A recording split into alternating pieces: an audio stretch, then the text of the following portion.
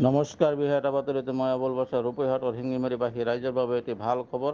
আপুনি যদি ৰেষ্টুৰেণ্টত আহাৰ গ্ৰহণ কৰিব বুলি ভাবিছে তেন্তে আৰু যাব নালাগে নগাঁও তেজপুৰলৈ। আজি আহক ৰূপৈহাটৰ শিঙিমাৰী বজাৰত। নগাঁও নলতলী ৰাজ্যিক ঘাইপথৰ ওচৰত শিঙিমাৰী বজাৰত এটি MS ৰেষ্টুৰেণ্ট মুকলি কৰা হয়। উন্নত মানৰ মিঠাইৰ লগতো যিকোনো খোৱাৰ আহাৰ, চাহ, কফি পোৱা যায়।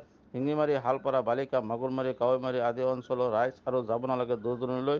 যদি ভাবিছে আপুনি অৰ্ডাৰ কৰি খাদ্য খাব তেন্তে চিন্তাৰ কোনো কাৰণ নাই। আপুনি অৰ্ডাৰ দিয়াৰ লগে লগে পাই যাব আপোনাৰ সময়তে অৰ্ডাৰ। আপোনাৰ সুস্বাদু মিঠাই উপলব্ধ হয় শিঙিমাৰীত। আপোনাৰ সকলো মন পচন্দৰ মিঠাই পাবলৈ সক্ষম হ'ব। আহক আহক আৰু লৈ যাওক আপোনাৰ সকলো মন পচন্দৰ মিঠাই। হয়, দেখা গৈছে আপোনাৰ শিঙিমাৰীত এটা নতুনকৈ MS ৰেষ্টুৰেণ্ট মুকলি হৈছে।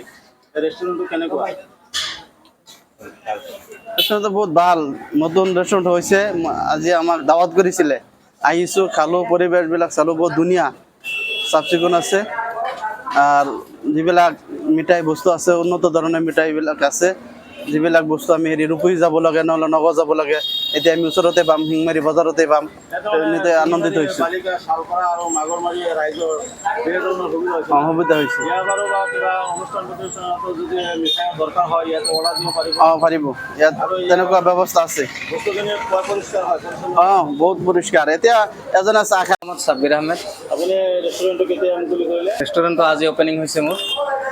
ইয়াতে আপোনাৰ বিবাহৰ কি অৰ্ডাৰ লয় নেকি? নিশ্চয় নিশ্চয়, মোৰ বেনাৰত লিখাই আছে, আপোনালোকে জানে বিয়া সকাম যিবিলাক আছে সকলো ধৰণৰ মিঠাই আপোনালোকে যদি অৰ্ডাৰ দিয়ে তেনেহ'লে ইনশাল্লাহ মই ভাল উন্নতমানৰ মিঠাই যোগান ধৰিব পাৰিম বুলি আশা কৰিছোঁ।